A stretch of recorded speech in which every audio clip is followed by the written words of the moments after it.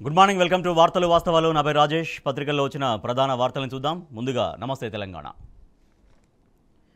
గతి తప్పిన గురుకులం, ఫుడ్ పాయిజన్, పాము కాట్లు, బలవన్ మరణాలు. 8 నెలల్లో అంతా అస్తవ్యస్తం. రెసిడెన్షియల్ స్కూళ్లలో వరుస ఘటనలు, ఆందోళన కలిగిస్తున్న విద్యార్థుల ఆత్మహత్యలు.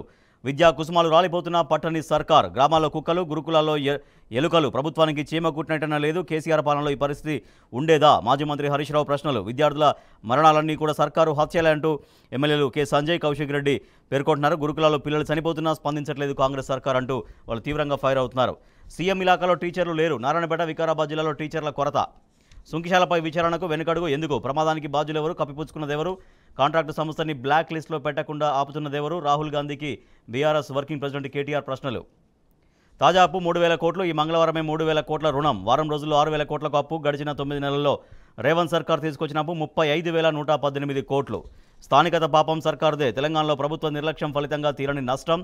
8 నెలలుగా పట్టించుకోకుండా సర్కారు చోద్యం. చివరి క్షణాల్లో అడ్డగోలు నిబంధనలతో జీవో 33 జారీ. 1 కోటి ఎకరాలకు భరోసా కోత. బడ్జెట్లో రైతు భరోసాకు 15,000 కోట్ల కేటాయింపు. ఎకరానికి 15,000 ఇస్తే సీజన్కు ఇచ్చేది 1 కోటి ఎకరాలకే. కేసీఆర్ హయాంలో సీజన్కు 1.53 కోట్ల ఎకరాలకు చేరింది. తాజా బడ్జెట్తో ప్రతి సీజన్లో 50 లక్షల ఎకరాలకు కోత.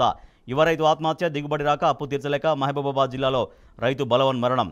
వార్షిక ఆదాయం 2 లక్షల లోపు ఉంటేనే రేషన్ కార్డు. పట్టణ ప్రాంతాల్లో జారీకి లెక్క ఇది. పల్లెల్లో భూమి కూడా పరిగణలోకి. 2 ఉంటే 1 వదులుకోవాల్సిందే. బీసీ రిజర్వేషన్లు పెంచకుంటే అల్లకల్లోలమే. రాష్ట్ర సర్కార్ నిర్లక్ష్యంపై ఐక్య పోరాటం. 42% బీసీ రిజర్వేషన్లు ఇవ్వాల్సిందే. ఆర్ కృష్ణయ్య సహా బీసీ ప్రజాప్రతినిధులు. హైదరాబాద్ ధర్నా చౌక్లో బీసీల సత్యాగ్రహ దీక్ష. స్థానిక ఎన్నికలపై కమిషన్ ఎఫెక్ట్. ఈ నెలలో ముగియనున్న బీసీ కమిషన్ గడువు.